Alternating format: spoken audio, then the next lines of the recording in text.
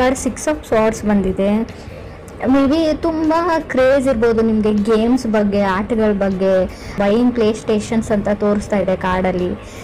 Something travelling ಅಂತ ಹೇಳುತ್ತೆ, travel ಮಾಡಿ ಎಲ್ಲಿಗಾದ್ರೂ ಹೋಗಬೇಕು ಅನ್ನೋ ಪ್ಲ್ಯಾನ್ ಇರುತ್ತೆ ನಿಮಗೆ. ಬಟ್ ಸ್ವಲ್ಪ ಕ್ಯಾನ್ಸಲೇಷನ್ಸ್ನ ನಾನು ಜಾಸ್ತಿ ಹೇಳ್ತೀನಿ. ಥಿಂಕಿಂಗ್ ಆಫ್ ಪಾಸಿಬಿಲಿಟೀಸ್ ಅಂತ ಹೇಳುತ್ತೆ. ರೀಲೊಕೇಟ್ ಆಗಲ್ಲ, ನೀವು ಥಿಂಕ್ ಮಾಡ್ತೀರಾ ನಾನು ರೀಲೊಕೇಟ್ ಆಗಲ್ಲ, ಶಿಫ್ಟ್ ಆಗಲ್ಲ, ಮನೆ ಚೇಂಜ್ ಮಾಡಲ್ಲ, ಮೂವ್ ಆಗಲ್ಲ, ಬೇಡವಾ, ಮೇ ಬಿ ಫಾರಿನ್ ಲ್ಯಾಂಡ್ ಅಥವಾ ಬೇರೆ ಸ್ಟೇಟ್ಗೆ, ಊರಿಂದ ಊರಿಗೆ ಅಂತ ಸ್ವಲ್ಪ ಟೈಮ್ ತಗೊಳುತ್ತೆ. ಮನೆಯವರಿಂದ ನಿಮ್ಮನ್ನು ದೂರ ಮಾಡುತ್ತೆ, ಫ್ಯಾಮ್ಲಿಯಿಂದ ಅಂತ ಹೇಳುತ್ತೆ. ಸೊ ಮೇಜರ್ ಇಂಡಿಕೇಶನ್ ಏನಂದರೆ ನೀವು ಯಾವ ಪ್ಲೇಸಲ್ಲಿ ಇದ್ದೀರಾ, ತುಂಬ ಜನ ಆ ಪ್ಲೇಸಲ್ಲಿ ಇರಲ್ಲ. ಸೊ ಲವ್ ಲೈಫ್ ರೀಡಿಂಗ್ ಇದೆ, ಬಟ್ 6 ಆಫ್ ಸಾರ್ಡ್ಸ್ ಇರೋದ್ರಿಂದ ಪ್ಲೇಸ್ ಚೇಂಜ್ ಆಗುತ್ತೆ ಅಂತ ಹೇಳ್ಬೋದು. ಸೊ ಏನೋ ರೀಇನ್ವೆಂಟ್ ಥರ ಆಗುತ್ತೆ. ನಿಮ್ಮ ಪಾರ್ಟ್ನರಿಂದ ನೀವು ದೂರ ಆಗ್ಬೋದು ಅಥವಾ ಅವ್ರ ಹತ್ರನೂ ಆಗ್ಬೋದು ಕೆಲವರಿಗೆ. ಚೇಂಜಿಂಗ್ ಆಫ್ ಪ್ಲೇಸ್ ಹೇಳುತ್ತೆ. 6 ಆಫ್ ಸಾರ್ಡ್ಸ್ ಅಂದರೆ ಏನೋ ಒಂದು ನಿಮಗೆ ಪಾರ್ಟ್ನರ್ ಮೇಲೆ ಒಂಥರ ಕಿರಿಕಿರಿ ಮಾಡ್ತಾರೆ, ಪದೇ ಪದೇ ಕಾಲ್ ಮಾಡಿ, ಪದೇ ಪದೇ ಮೆಸೇಜ್ ಮಾಡಿ, ಅದರ್ ಪರ್ಸನ್ ಅಂತ ಅನ್ನಿಸ್ಬೋದು. ಅಥವಾ ಅದರ್ ಪರ್ಸನ್ಗೆ ನೀವು ಆ ಥರ ಮಾಡ್ತೀರಾ ಅಂತ ಕೂಡ ಅನಿಸ್ಬೋದು 6 ಆಫ್ ಸಾರ್ಡ್ಸ್ ಇರೋದ್ರಿಂದ. ಸೆಕೆಂಡ್ ಕಾರ್ಡ್ ನನಗೆ 5 ಆಫ್ ಪೆಂಟಿಕಲ್ಸ್ ಬಂದಿದೆ. ಮೇ ಬಿ ತುಂಬ ಇನ್ವೆಸ್ಟ್ ಮಾಡಿದ್ದೀರಾ ಟೈಮ್ ಆ್ಯಂಡ್ ಮನಿ ರಿಲೇಷನ್ಶಿಪ್ಗೆ ಅಂತ ಅನಿಸುತ್ತೆ ಕೆಲವರು. ಬಟ್ ನೀವು ಅಂದ್ಕೊಂಡಂಗೆ ಏನೂ ಆಗ್ತಾ ಇಲ್ಲ ಅಂತ ಕೂಡ ಅನ್ನಿಸ್ತಾ ಇದೆ. ಹಣ ಹೋಯಿತು, ಟೈಮ್ ಹೋಯಿತು, ತುಂಬ ಡೇಟ್ ಮಾಡಿದ್ದೀರ ಆ ಪರ್ಸನ್ನ. ಬಟ್ ಅಂಡರ್ಸ್ಟ್ಯಾಂಡಿಂಗ್ ಏನೂ ಬೆಳೆದೇ ಇಲ್ಲ, ಅವ್ರು ನನ್ನನ್ನು ಅರ್ಥನೇ ಮಾಡ್ಕೊಂಡಿಲ್ಲ. ಏನು ಹೀಗೆ ಆದರೆ ಹೇಗೆ ಮುಂದೆ ಫ್ಯೂಚರು, ಭವಿಷ್ಯ ಹೇಗೆ ಅಂತ ಥಾಟ್ಸ್ ಸ್ಟಾರ್ಟ್ ಆಗುತ್ತೆ ನಿಮಗೂ ಅಥವಾ ಅದರ್ ಪರ್ಸನ್ ಅಂದರೆ ನೀವು ಕನೆಕ್ಟ್ ಆಗಿರೋ ವ್ಯಕ್ತಿ. ಮೇ ಬಿ ನೀವು ಮದುವೆನೇ ಆಗಿರ್ಬೋದು ಅಥವಾ ರಿಲೇಷನ್ಶಿಪ್ಪಲ್ಲಿರ್ಬೋದು, ಕಮಿಟ್ ಆಗಿರ್ಬೋದು. ಥರ್ಡ್ ಕಾರ್ಡ್ ಕಿಂಗ್ ಆಫ್ ಸಾರ್ಡ್ಸ್ ಬಂದಿದೆ. ಕೆಲವರು ಕಿಂಗ್ ಆಫ್ ಸಾರ್ಡ್ಸ್ ಅಂದರೆ ಯಾವುದೋ ಒಬ್ಬ ವ್ಯಕ್ತಿನ ನಿಮ್ಮ ಲೈಫಿಂದ ಕಟ್ ಆಫ್ ಮಾಡ್ತೀರಾ ನೀವು. ಚೇಂಜ್ ಅಂತ ಹೇಳ್ತೀನಿ. ತುಂಬ ಕಾನ್ಫಿಡೆನ್ಸ್ ಇರುತ್ತೆ.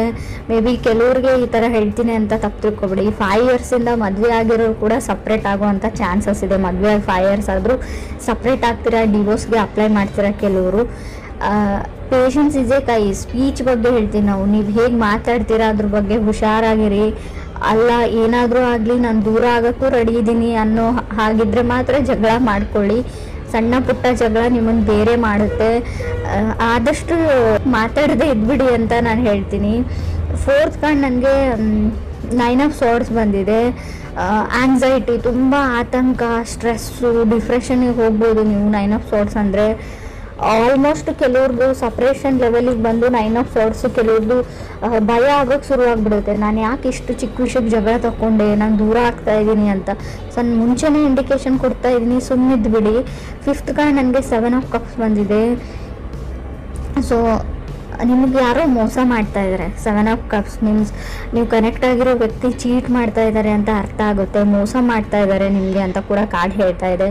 ಅಬ್ಸರ್ವ್ ಮಾಡಿ, ಹುಷಾರಾಗಿರಿ.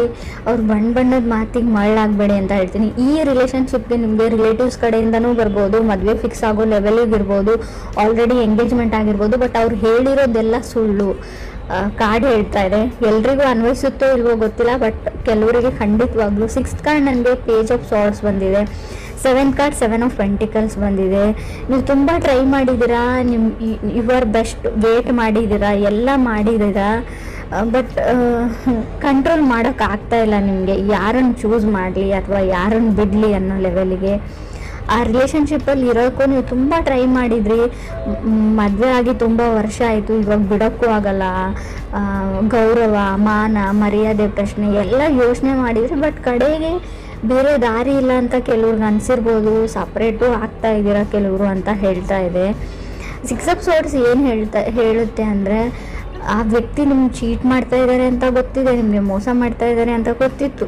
ಬಟ್ ಆದರೂ ಇಷ್ಟು ವರ್ಷಗಳ ಕಾಲ ಇದ್ರಿ. ಬಟ್ ಇನ್ನು ಮುಂದೆ ಆಗ್ತಾ ಇಲ್ಲ. ಸೊ ನೀವೆಷ್ಟು ಪ್ರಯತ್ನ ಪಡಬೇಕು ಅಷ್ಟು ಪಟ್ಟಿದ್ದಾಗಿದೆ. ಸೊ ಅದ್ರ ಬಗ್ಗೆ ಗಿಲ್ಟಿ ಫೀಲ್ ಮಾಡ್ಕೊಳ್ಬೇಡಿ ಅಂತಲೇ ನಾನು ಹೇಳ್ತೀನಿ. ಸೊ ಲೆಟ್ ಗೋ ಮಾಡಿ, ಮೂವ್ ಆನ್ ಆಗಿ, ನಿಮ್ಮ ಲೈಫಿಗೆ ಏನು ಬೇಕೋ ಅದನ್ನು ನೀವು ಮಾಡ್ಕೊಳ್ಳಿ ಅಂತಲೇ ಕಾರ್ಡ್ ಹೇಳ್ತಾ ಇದೆ. ಸೊ 8th ಕಾರ್ಡ್ ನನಗೆ 4 ಆಫ್ ಕಪ್ಸ್ ಬಂದಿದೆ. 4 ಆಫ್ ಕಪ್ಸ್ ಅಂದರೆ ನಿಮಗೆ ಮಲ್ಟಿಪಲ್ ಆಪ್ಷನ್ಸ್ ಬರುತ್ತೆ ಖಂಡಿತವಾಗ್ಲೂ. ಸೊ ಕೇರ್ಫುಲ್ಲಾಗಿ ಅದರಲ್ಲಿ ನೀವು ಚೂಸ್ ಮಾಡ್ಕೊಳ್ಬೇಕಾಗುತ್ತೆ. ಇದು ನಿಮ್ಮ ಲೈಫ್ ಪ್ರಶ್ನೆ. ಸೊ ಮದುವೆಗೆ ರೆಡಿ ಮಾಡ್ಕೊಳ್ತಾ ಇದ್ದೀರಾ ಅಂತಲೂ ಗೊತ್ತು, ಸೆಟ್ಲ್ ಆಗಬೇಕು ಅಂತ ಡಿಸೈಡ್ ಮಾಡಿದ್ದೀರ ಪ್ಯೂರು. ಯಾಕಂದರೆ ನನ್ನ ಅಕ್ಕಪಕ್ಕ ನನಗಿಂತಲೂ ಚಿಕ್ಕವರಿಗೆಲ್ಲ ಮದುವೆ ಆಗ್ತಾ ಇದೆ ಅಂತ ಫ್ರೆಶರ್ ಥರ ನಿಮಗೆ ಫೀಲ್ ಇರ್ಬೋದು. ಸೊ ಸೊ ಅದಕ್ಕೋಸ್ಕರ ನೀವು ಈ ಡಿಸಿಷನ್ನು ತೊಗೊಂಡಿರ್ಬೋದು. ಬಟ್ ಮನೆಯವ್ರನ್ನೇ ನಂಬಿ ಹೋಗ್ತೀನಿ ಅನ್ನೋದು ಕೂಡ ತಪ್ಪು, ಅಥವಾ ನೀವು ನನ್ನ ನಂಬಿಕೆ ಮೇಲೆ ಹೋಗ್ತೀನಿ ಅನ್ನೋದು ಕೂಡ ತಪ್ಪು. ಇಬ್ಬರು ಕುಂತು ಡಿಸ್ಕಸ್ ಮಾಡಿಬಿಟ್ಟು ಸ್ವಲ್ಪ ಯಾರಿಗಾದರೂ ಗೊತ್ತಿರೋರಿಗೆ ಅವ್ರ ಬಗ್ಗೆ ಇನ್ನೊಂದು ಸರ್ತಿ ಕಡೇ ಸರ್ತಿ ಎಂಕ್ವೈರಿ ವಿಚಾರಣೆ ಮಾಡಿ ವಿಚಾರಿಸಿ ಈ ಮುಂದಕ್ಕೆ ಹೆಜ್ಜೆ ಇಡೋ ಸರಿ ಅಂತ ಹೇಳ್ತೀನಿ. ಕೆಲವರು ಮೋಸ ಹೋಗೋ ಚಾನ್ಸಸ್ ತುಂಬ ಕಾಣಿಸ್ತಾ ಇದೆ ಅಂತ ನಾನು ಒತ್ತಿ ಹೇಳ್ತಾ ಇದ್ದೀನಿ. ಇದನ್ನು ಮದುವೆ ಅಂತ ಮಾತುಕತೆ ಬೇರೆ. ಇನ್ನು ಕೆಲವ್ರಿಗೆ ನಾನು 9th ಕಾರ್ಡ್ ನನಗೆ ಏಸ್ ಆಫ್ ಕಪ್ಸ್ ಬಂದಿದೆ. ಯಾರನ್ನು ನಿಮ್ಮ ಲೈಫಲ್ಲಿ ಅಲೋ ಮಾಡ್ಕೊಳ್ತೀರಾ ಅನ್ನೋದು ಕೂಡ ನಿಮ್ಮ ಮೇಲೆ ಬಿಟ್ಟಿರೋ ವಿಚಾರ ಅಂತ ನಾನು ಹೇಳ್ತೀನಿ. ಆಪ್ಷನ್ಸ್ ತುಂಬ ಇದೆ, ತುಂಬ ಕಾಂಪ್ಲಿಕೇಟೆಡ್ ಲವ್ ಅಂತ ಅನಿಸುತ್ತೆ. ನೀವು ಪ್ರೀತಿನ ಹುಡ್ಕೊಂಡು ಹೋಗಬೇಡಿ, ಅದಾಗದೇ ನಿಮ್ಮ ಹತ್ರಕ್ಕೆ ಬರುತ್ತೆ ಅಂತಲೂ ಕಾಡೇ ಹೇಳ್ತಾ ಇದೆ. ಕೆಲವ್ರಿಗೆ ಪಾಸ್ಟಲ್ಲಿ ನೀವು ತುಂಬ ಚೆನ್ನಾಗಿ ಹ್ಯಾಂಡಲ್ ಮಾಡಿದ್ದೀರಾ, ಬಟ್ ಎಲ್ಲನೂ ಕಾಂಪ್ಲಿಕೇಟೆಡ್ ಆಗಿ ನಿಮಗೆ ಔಟ್ಪುಟ್ ಬಂದಿದೆ. ಯಾವುದನ್ನು ನೀವು ಸಾಲ್ವ್ ಮಾಡೋಕ್ಕಾಗಲ್ಲ. ಕೆಲವ್ರಿಗೆ ನಾನು ಏಸ್ ಆಫ್ ಕಪ್ಸ್ ಇರೋದ್ರಿಂದ ನೀವು ಸಿಂಗಲ್ ಆಗಿರೋರು ಖಂಡಿತವಾಗ್ಲೂ ನೋ ಮೋರ್ ಸಿಂಗಲ್ ಅಂತ ತೋರಿಸ್ತಾ ಇದೆ. ಖಂಡಿತವಾಗ್ಲೂ ನೀವು ಕಪಲ್ಸ್ ಆಗ್ತೀರಾ, ಪೇರ್ ಆಗ್ತೀರಾ. ಮದುವೆಗೆ ವೇಟ್ ಮಾಡ್ತಾ ಇದ್ದರೆ ಖಂಡಿತವಾಗ್ಲೂ ನಿಮ್ಮ ಮದುವೆ ಫಿಕ್ಸ್ ಆಗೋ ಎಲ್ಲ ಪಾಸಿಬಿಲಿಟೀಸು ಕಾರ್ಡಲ್ಲಿ ತೋರಿಸ್ತಾ ಇದೆ. ಏನು ಅಂದರೆ ಮೇ ಬಿ ನೀವು ಸ್ಟೂಡೆಂಟ್ಸ್ ಇದ್ದರೆ ನಿಮ್ಮ ಫ್ಯಾಮ್ಲಿಯಿಂದ ದೂರ ಹೋಗಿ ಹೈಯರ್ ಎಜುಕೇಷನ್ನ ಮಾಡ್ಬೋದು. ಬಟ್ ನಿಮ್ಮ ಪ್ರೀತಿ ಪಾತ್ರನ, ನಾನು ಲವ್ ಅಂದರೆ ರಿಲೇಷನ್ಶಿಪ್ ಅಂದರೆ ಹುಡುಗ ಹುಡುಗಿ ಅಥವಾ ಹೆಣ್ಣು ಗಂಡು ಮತ್ತೇನೇ ಇರುತ್ತೆ ಅಂತ ಹೇಳಲ್ಲ.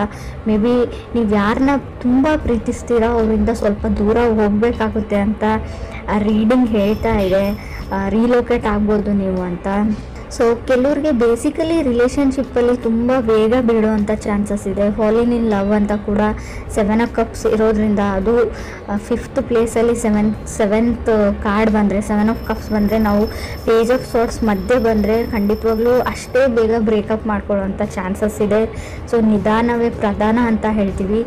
ತಾಳ್ಮೆ ತುಂಬ ಇಂಪಾರ್ಟೆಂಟು. ಇನ್ನೂ ಕೆಲವ್ರಿಗೆ ನೀವು ಮ್ಯಾರಿಡ್ ಇರ್ಬೋದು ಅಥವಾ ರಿಲೇಷನ್ಶಿಪ್ಪಲ್ಲಿ ಇರ್ಬೋದು, ಏನೋ ಸಣ್ಣ ಪುಟ್ಟ ವಿಷಯಕ್ಕೆ ಜಗಳ ಬರುತ್ತೆ ನಿಮ್ಮ ಮಧ್ಯೆ. ಮುಂಚೆ ಬರ್ತಾಯಿತ್ತು, ಹಾಗೆ ಪ್ಯಾಚಪ್ ಆಗ್ತಾಯಿತ್ತು ಅಂದರೆ ಇನ್ನು ಮುಂದೆ ಪ್ಯಾಚಪ್ ಆಗೋ ಚಾನ್ಸಸ್ ಇಲ್ಲದೆ ಇರೋದ್ರಿಂದ ಜಗಳ ಮಾಡಿಕೊಂಡ್ರೂ ಸುಮ್ಮನೆ ಇರೋದು ಒಳ್ಳೆಯದು. ನಿಮಗೆ ಸ್ಪೆಷಲಿ ಹೇಳ್ತಾ ಇದ್ದೀನಿ, ನೀವು ಸುಮ್ಮನೆ ಇರೋದ್ರಿಂದ ನಿಮ್ಮ ರಿಲೇಷನ್ಶಿಪ್ ಉಳ್ಕೊಳ್ಳುತ್ತೆ. ಯಾವುದೇ ರಿಸ್ಕನ್ನು ಕೂಡ ತಗೊಳ್ಳದೇ ಇರೋದು ಬೆಟ್ರು. ನಾನೇನೋ ಹೇಳಬೇಕು ಯಾರಿಗೂ, ನಿಮ್ಮ ಬಾಸ್ ಇರಲಿ, ನಿಮ್ಮ ಮನೆಯವ್ರು ಇರಲಿ, ಅಥವಾ ನಿಮ್ಮ ತಂದೆ ತಾಯಿ ಇರಲಿ, ಅಥವಾ ನೀವು ಪ್ರೀತಿಸಿದ ವ್ಯಕ್ತಿನೇ ಇರಲಿ. ಸೊ ಅವ್ರಿಗೂ ಕೂಡ ನೀವು ಯಾವಾಗಲೂ ಅದೇ ಮಾತು ಹೇಳ್ತಾ ಇರ್ತೀರ, ಬಟ್ ಆ ಮಾತು ಮುಂಚೆ ಹರ್ಟ್ ಆಗಿರಲ್ಲ. ಬಟ್ ಇವಾಗ ನೀವೇನಾದರೂ ಹೇಳಿದರೆ ಅದೇ ಮಾತು ತುಂಬ ದೊಡ್ಡ ಮಟ್ಟದ ಗಾಯ ಮಾಡುತ್ತೆ ಅವ್ರಿಗೆ. ಇದರಿಂದ ಎಲ್ಲನೂ ನೀವು ಕಟ್ಟಿರೋ ಏನು ಹೇಳ್ತೀರ, ಇಲ್ಲಿವರೆಗೂ ಕಟ್ಕೊಂಡು ಬಂದಿರೋ ಸಂಪಾದಿಸಿದಂಥ ರಿಲೇಷನ್ಶಿಪ್ಪು, ಬಾಂಧವ್ಯ ಎಲ್ಲನೂ ಮುರಿದೋಗೋವಂಥ ಚಾನ್ಸಸ್ ಇದೆ. ರೀಡಿಂಗ್ ನೆಗೆಟಿವ್ ಅಂತ ಅಂದ್ಕೊಳ್ಬೇಡಿ, ತುಂಬ ಪಾಸಿಟಿವ್ನೆಸ್ ಇದೆ ಇಲ್ಲಿ. ಮದುವೆ ಆಗುತ್ತೆ, ಮದುವೆ ಫಿಕ್ಸ್ ಆಗುತ್ತೆ, ರಿಲೇಷನ್ಶಿಪ್ಪಲ್ಲಿ ಇರ್ತೀರಾ, ಫಾರಿನ್ ಲ್ಯಾಂಡಿಗೆ ಹೋಗೋ ಎಲ್ಲ ಚಾನ್ಸಸ್ ಇದೆ, ರಿಲೊಕೇಶನ್ ಇದೆ, ಹೈಯರ್ ಸ್ಟಡೀಸ್ ಇದೆ. ಕೆಲವ್ರಿಗೆ ನೀವು ಪ್ರೀತಿಸಿದ ವ್ಯಕ್ತಿನೂ ನಿಮ್ಗೆ ಸಿಗ್ತಾರೆ. ಬಟ್ ನಿಮ್ಮ ಮಾತಿನ ಬಗ್ಗೆ ಅಷ್ಟೇ ನೀವು ಗಮನ ಇರಬೇಕು, ಜಗಳ ಮಾಡ್ಕೊಳ್ಬಾರ್ದು ಅಷ್ಟೇ. ಕೆಲವ್ರು ಖಂಡಿತ ಜಗಳ ಆಗುತ್ತೆ, ಅವಾಗ ನಿಮ್ಗೆ ಆತಂಕ ಆಗುತ್ತೆ, ಸ್ಟ್ರೆಸ್ ಆಗುತ್ತೆ. ಬಟ್ ಅದು ಕಾನ್ಸಿಕ್ವೆನ್ಸಸ್ ಅಂತ ಹೇಳ್ತೀವಿ. ಮಾಡ್ಕೊಂಡಿರೋ ತಪ್ಪಿಗೆ ಅದನ್ನೆಲ್ಲ ನಾವು ಅನುಭವಿಸ್ಬೇಕು. ಏನೇ ಬರಲಿ ಅದನ್ನು ಹೆದರಿಸ್ತೀನಿ ಅನ್ನೋ ಕಾನ್ಫಿಡೆನ್ಸ್ ಇರಲಿ. ಎಲ್ಲೂ ಕುಸ್ತೋಗ್ಬೇಡಿ ಅಂತ ನಾನು ಹೇಳ್ತೀನಿ. ಆಗೋಗಿದೆ. ಸೊ ಅದನ್ನು ಆದಷ್ಟು ಸರಿ ಮಾಡೋಕ್ಕಾಗ್ತಾ ಇದೆ, ಸರಿ ಮಾಡ್ಕೊಳ್ಳಿ. ಇಲ್ಲ ನನಗಿಷ್ಟ ಇಲ್ಲ ಸರಿ ಮಾಡ್ಕೊಳ್ಳೋದಂದರೆ ಬಿಟ್ಬಿಡಿ. ಹಳೆದ್ರ ಬಗ್ಗೆ ಯೋಚನೆ ಮಾಡಬೇಡಿ, ಫ್ಯೂಚರ್ ಬಗ್ಗೆ ಥಿಂಕ್ ಮಾಡಿ, ಲೆಟ್ ಗೋ ಮಾಡಿ, ಮುಂದೆ ಹೋಗಿ ಅಂತ ಬೇಸಿಕಲಿ ಕಾರ್ಡ್ಸ್ ಹೇಳ್ತಾ ಇದೆ. ಸಿಂಗಲ್ಸ್ ಇರೋರ್ಗೂ ಅಷ್ಟೇ, ಖಂಡಿತವಾಗ್ಲೂ ನಿಮ್ಮ ಲೈಫಲ್ಲಿ ಹೊಸ ವ್ಯಕ್ತಿ ಬರೋ ಚಾನ್ಸಸ್ ಪೇಜ್ ಆಫ್ ಸಾರ್ಟ್ಸ್ ಇರೋದ್ರಿಂದ ಕ್ಲಿಯರ್ಲಿ ಗೊತ್ತಾಗ್ತಾ ಇದೆ. ಸೊ ಕೆಲವ್ರು ನಿಮಗೆ ಮೋಸ ಮಾಡ್ಬೋದು. ಸೊ ಅದರಿಂದ ಕೂಡ ಹುಷಾರಾಗಿರಿ ಅಂತ ಹೇಳ್ತೀನಿ.